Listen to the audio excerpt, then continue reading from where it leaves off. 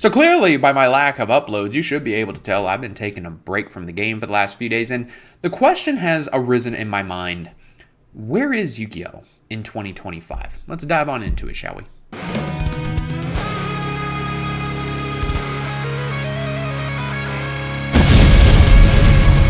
Hello, ladies and gentlemen. It is your host with the most, Avery LR32 here. I want y'all to destroy the ever-living boo-boo stain off of that like and subscribe button so we climb even higher, the 1,500 ladder. Very close to 1,600. I know I've been saying that for a while, but we've been slowly uploading content, so the subscribers have kind of like plateaued.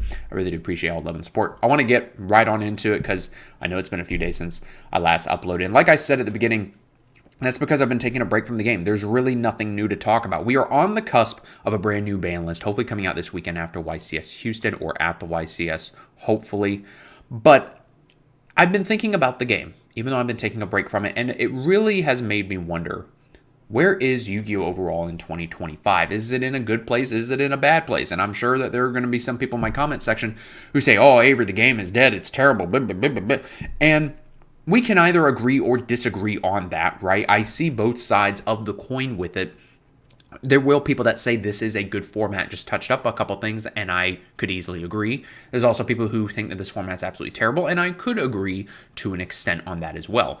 People are very tired of the Fiendsmith engine running around at full power. Some people are even tired of Rizal, Malice, and to a degree Mermail, since it did just win the YCS, I believe, in Argentina, because that deck is crazy with Monoglacia and Abyss, Abyssland or Abyss Trite ripping cards out of your hand until the end phase. It's absolutely ridiculous. It's a very powerful combo deck. And even though Yu-Gi-Oh! Near the end of 2024 and into 2025 has made good changes in terms of what is in the card pool, what is legal, and card design itself, i.e. banning things like Baronet de Fleur earlier in 2024, banning Borreload Savage Dragon, Apollosa, getting rid of these generically good Omni Negates / Monster Negates in the form of Apollosa, and also killing off or limiting the good floodgates like Tikaboo, Rivalry, Skill Drain, Anti-Spell, banning something like Summon Limit, if I could talk today. So they've taken good steps in that regard. They've also taken a couple steps back in terms of where the game is at now. And even though the game has reverted to a game where it can be a couple of turns before you win, they've also taken a couple steps back in the sense of what is legal and what is possible in the game. What do I mean by this? Perfect example, if someone ever asked you what Yu-Gi-Oh! Was like, I would want you to direct them to my video, I know, shameless plug, and show them the 60-card Primite Fiendsmith deck that I showed off that played 30 fucking hand traps with 3 Desires and 3 Solemn Strike. And even then, the Solemn Strikes could probably just be hand traps, but the guy played it for in case he went first, because Solemn Strike is a good card this format. Never thought I'd be saying that in 2025, but regardless, that's what Yu-Gi-Oh! Has become for a few years now. And I think anybody could agree to that.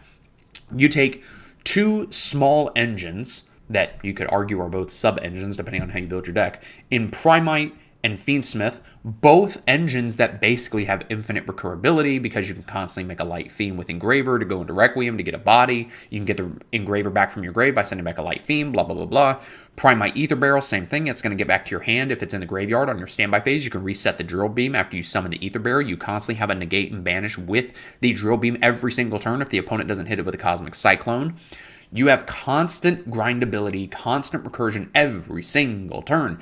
Even though the boards aren't explosive, per se, you're not crapping out 10,000 monsters, or as people said when Master Shits first came out, my opponent summoned 5 high star level, high attack monsters in one turn, because the casual base went to Master Shits for 5 minutes and then dipped. Besides the point, you're not seeing that with a 60 card pile with 30 hand traps, right?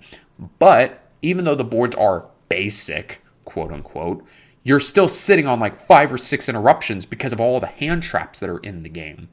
And so Yu-Gi-Oh! In 2025, I feel has become more of a game of hand trap wars, where if the opponent happens to, if they're in a 40 card deck, hit the 33% chance, if they're most likely playing 3 of, cross out Designator, like no one has an out to the cross out. going second. No one's playing Engraver of the Mark, which technically outs Crossout Designator because that card's dog shit, right? Like if you have that, then like, okay, congratulations, you're just the 5 head in the room. Like who cares?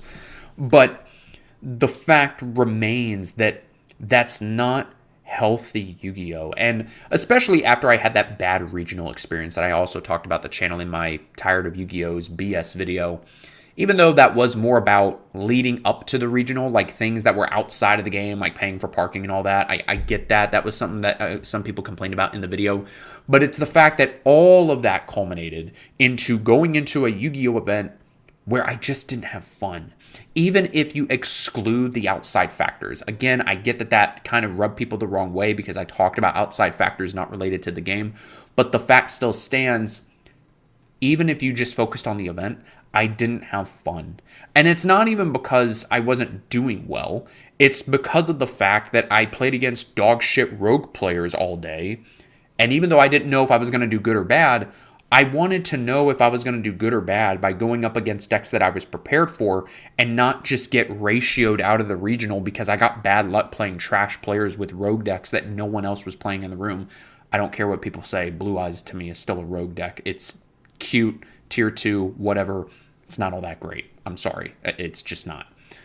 And so now we come to the point of how does Yu-Gi-Oh! Improve from what we see it as today, which is hand trap wars, maybe not crossouts, and mid-range and combo decks like just reigning supreme.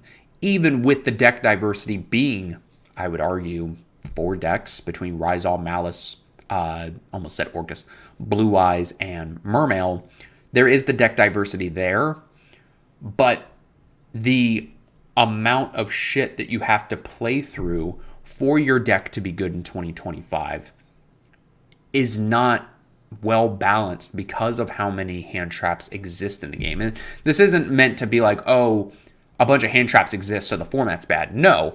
Detonator is a very oppressive card. Being able to end on Detonator Pass is very, very strong. And I don't blame players for being frustrated with that. Do I blame players for being upset that their deck loses to 1 Ash? Not entirely, because that's just 1 hand trap.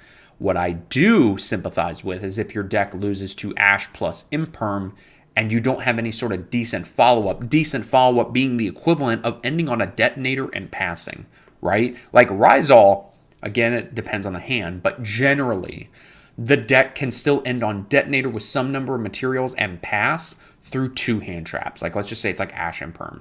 You can usually still get to a Detonator at that point. Usually, right? Is there any hope for Yu-Gi-Oh! In 2025? I've had people tell me, Avery, a ban list can't fix it. Like, they would have to do a complete set rotation overhaul on the game and say, like, from this set back, you can't play these cards.